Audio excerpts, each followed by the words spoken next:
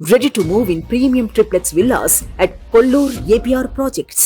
April 18న ఏపీలో ఎన్నికల నోటిఫికేషన్ విడుదల కానుంది. ఆ వెంటనే నామినేషన్ల స్వీకరణ మొదలు కానుంది. మంచి ముహూర్తాల కోసం అభ్యర్థులు పంచాంగాలు తిరిగేస్తున్నారు. అలాగే నామినేషన్ల దాఖలకు అంతా సిద్ధం చేసుకుంటున్నారు. ఏపీ సీఎం వైసీపీ అధినేత వైఎస్ జగన్మోహన్ రెడ్డి ఎప్పుడు నామినేషన్ వేస్తారనే విషయంలో అనేక వార్తలు వస్తున్నాయి. జగన్ నామినేషన్ దాఖలకు ముహూర్తం ఫిక్స్ అయినట్లుగా సమాచారం. ఏప్రిల్ 25వ తేదీన జగన్ పులివెందులో నామినేషన్ దాఖలు చేయనున్నారు. 25వ తేదీన పులివెందుల నియోజకవర్గం వైసీపీ అభ్యర్థిగా సీఎం జగన్ నామినేషన్ దాఖలు చేయనున్నట్లుగా సమాచారం.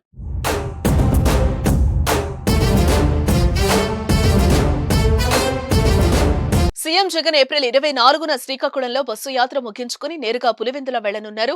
నామినేషన్ల అనంతరం బహిరంగ సభలో పాల్గొంటారు. కాగా ఈ నెల 22న సీఎం జగన్ తరపున ఎంపీ అవినాష్ రెడ్డి ఒక సెట్ నామినేషన్ పత్రాలు దాఖలు చేయనున్నారు.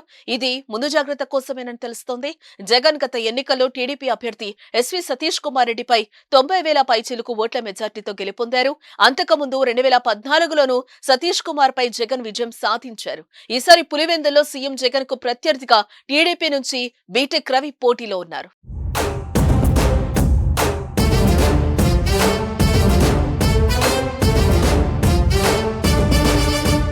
మరోవైపు పులివెందులో నామినేషన్ ప్రక్రియ పూర్తయిన తర్వాత జగన్ తిరిగి రాష్ట్ర వ్యాప్త ఎన్నికల ప్రచారం నిర్వహిస్తారు. పులివెందులో ప్రచారం బాధ్యతలను భార్య భారతీరెడ్డికి అప్పగిస్తారనే వార్తలు కూడా వస్తున్నాయి. ఎన్నికలు ముగిసే వరకు భారతి పులివెందుల్లోనే ఉంటారని వైసీపీ వర్గాలు చెప్తున్నాయి.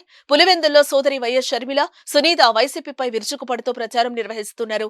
ఈ క్రమంలోనే వాటిని బలంగా తిప్పుకొట్టేందుకు భారతిని రంగంలోకి దించుతున్నారనే వార్తలు కూడా వస్తున్నాయి. మరోవైపు వైఎస్ జగన్ ప్రారంభించిన మేమంతా సిద్ధం బస్సు యాత్రలు మరో వారం రోజుల్లో ముగిసే అవకాశం కనిపిస్తోంది. ఇడుపులపాయలో మొదలైన జగన్ బస్సు యాత్ర శ్రీకాకుళం జిల్లా ఇచ్చాపురంలో ముగుస్తుంది. 25న పులివెందులో నామినేషన్ దాఖలు పూర్తయిన తర్వాత తిరిగి రాష్ట్ర వ్యాప్తంగా ఎన్నికల ప్రచారం నిర్వహించే ఛాన్స్ ఉంది. అయితే ఈసారి బస్సు యాత్రలు కాకుండా రోడ్ షోలు, బహిరంగ సభలు నిర్వహించే ఆలోచనలో వైసీపీ వర్గాలున్నాయి.